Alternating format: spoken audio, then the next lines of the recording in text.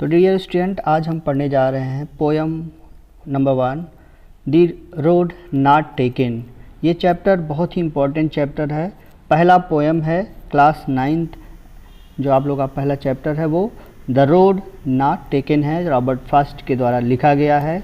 यहाँ पे हम उनकी तस्वीर पेस्ट कर दी हैं, आप इन्हें देख लें। बहुत सारी तस्वीरें आपको मिलेंगी नेट पे।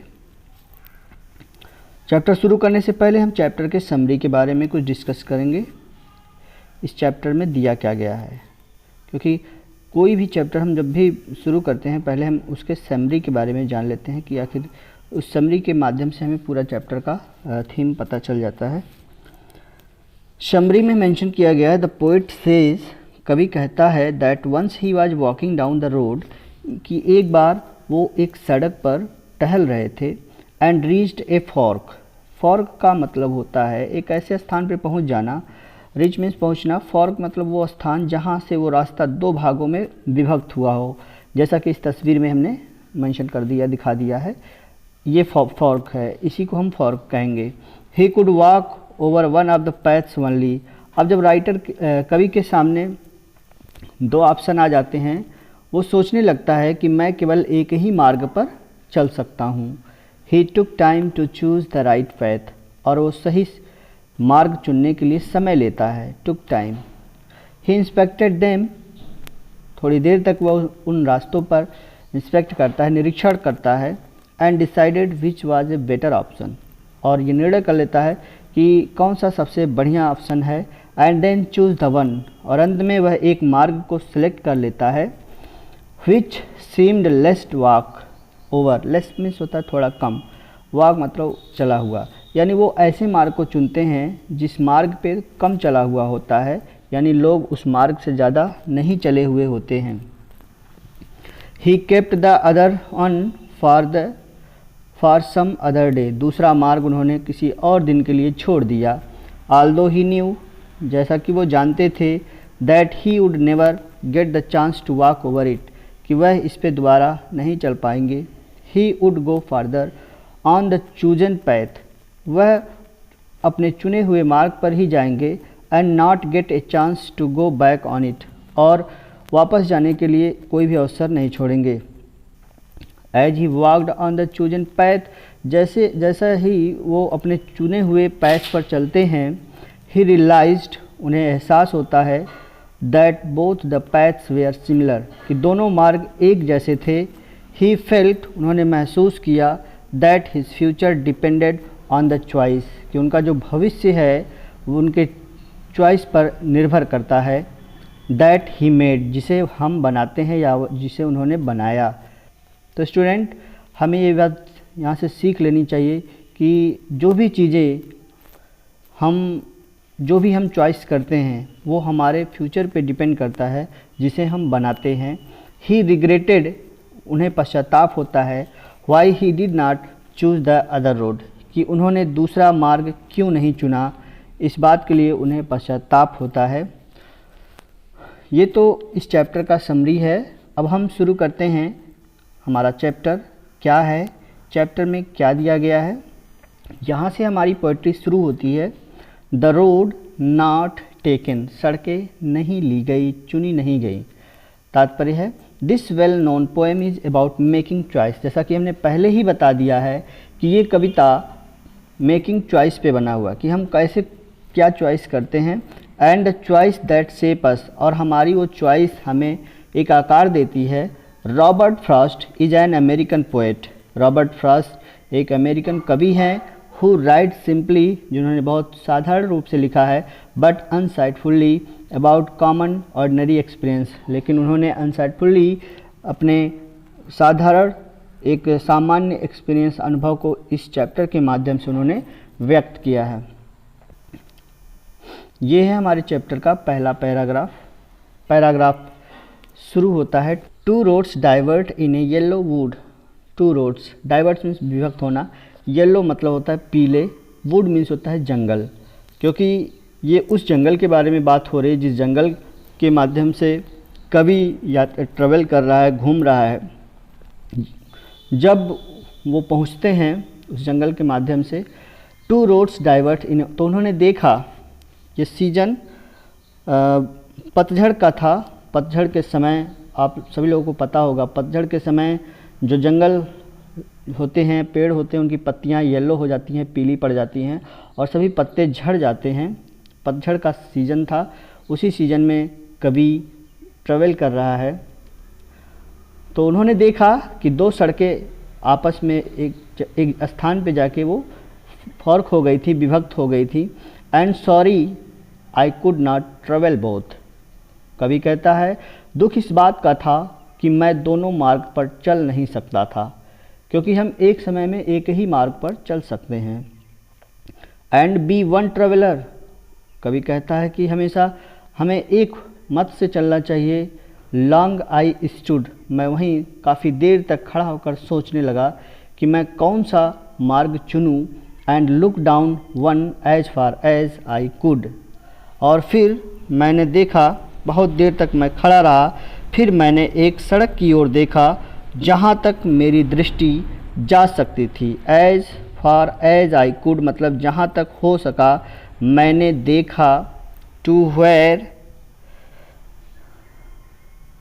वहाँ तक मैंने देखा। To where it bent in the undergrowth, तब मैंने देखा कि यह पौधों और झाड़ियों के झुरमुट में गायब हो गई और आगे दिखाई नहीं दे रही थी। यानी कभी एक जगह पे खड़ा होकर उन दोनों मार्गों को जो विभक्त हैं पॉइंट पर खड़ा होकर देख रहा था, और वो तब तक देख रहा था जब तक वो रास्ते मुड़ न गए हों, बेंड ना हो गई हों और आगे वो मार्ग दिखाई नहीं दे रहा हो। आते हैं हम दूसरे पैराग्राफ पे। Then took the other just as fair, फिर मैंने दूसरी सड़क पर चल पड़ा। देन टुक द अदर, कवि कहता है कि फिर मैं दूसरे मार्ग पर चल पड़ा, जस्ट एज फेयर अपना चॉइस करते हुए। And having perhaps the better claim, और ये उम्मीद करते हुए कि उसने बहुत अच्छे मार्ग को चुना होगा। बिकॉज, क्योंकि it was grassy and wanted wear, क्योंकि उस पर घास उगी हुई थी और वह अधिक उपयोग में नहीं आई थी। वांटेड बियर, बियर का मतलब यहाँ कमी थी, लोग उस रास्ते से चले नहीं थे। Because it was grassy and wanted wear, क्योंकि यह मार्ग पूरा घास उगा हुआ था और ऐसा लगता था कि इस मार्ग पे ज़्यादा लोग चले नहीं थे। Though as for that the passing there, लेकिन ऐसा लगता था वहाँ से गुजरने वाले राहगीरों के द्वारा दोनों सड़कों का had worn them really about the same, समान रूप से उपयोग किया गया था। रियली अबाउट द सेम, समान रूप से उपयोग किया गया था उन सड़कों का। बढ़ते हैं हम तीसरे पैराग्राफ पे। तीसरा पैराग्राफ स्टार्ट होता है and both that morning equally lay in leaves. ले इन लीव्स का मतलब होता है पत्तियों से ढकी थी। उस दिन, एंड बोथ दैट मॉर्निंग, और उस दिन, उस सुबह, equally lay in the leaves no step had trodden back, वे दोनों सड़कों समान रूप से पत्तियों से ढकी हुई थीं और उन पर किसी यात्री का कदम नहीं पड़ा था। No step had trodden black, यानी किसी भी यात्री का पद चिन्ह या पैरों के निशान उस पर नहीं पड़े थे। And both that morning equally ले, और उस दिन, and both that morning equally ले, उस दिन प्रातः में वे दोनों सड़कें, इक्वली मतलब होता है बराबर रूप से, ले इन लीव्स मीन्स होता है पत्तियों में ढके होना। कवि कहता है उस सुबह जब मैंने देखा तो वो दोनों मार्ग पत्तियों से ढकी हुई थी और उन मार्ग पर no step had trodden black, कोई भी पैरों के निशान नज़र नहीं आ रहे थे जिनके चलने से काले निशान बन गए हों।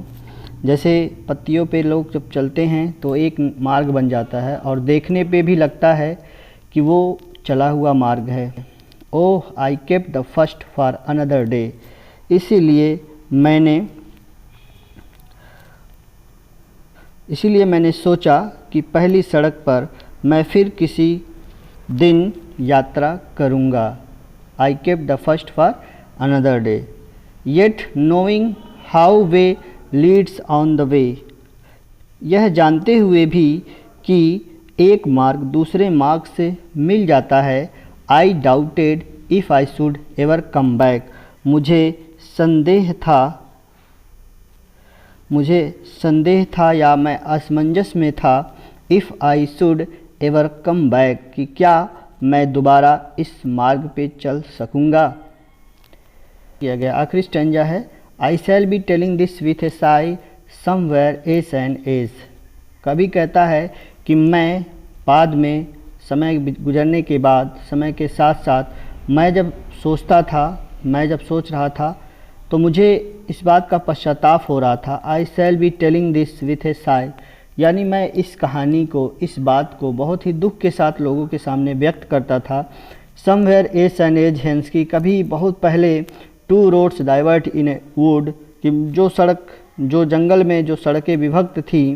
And I took the one less travelled by, और जिस जंगल में मैंने उस मार्ग को चुना जो बहुत कम चला हुआ था। And that has made all the difference, और उसी ने ये सारी असमानताएं बना रखी हैं।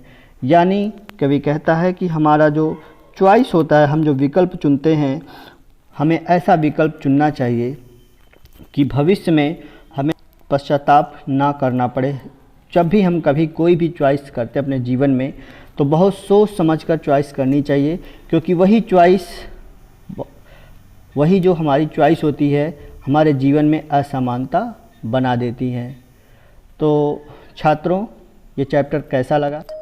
यदि वीडियो अच्छा लगा हो तो वीडियो को एक लाइक ज़रूर कर देना, और चैनल पर नए हैं तो चैनल को सब्सक्राइब कर देना, और इस बेल घंटे को भी बजा देना, ताकि जब भी हम नया वीडियो डालें उसका नोटिफिकेशन आपको बहुत जल्द मिले।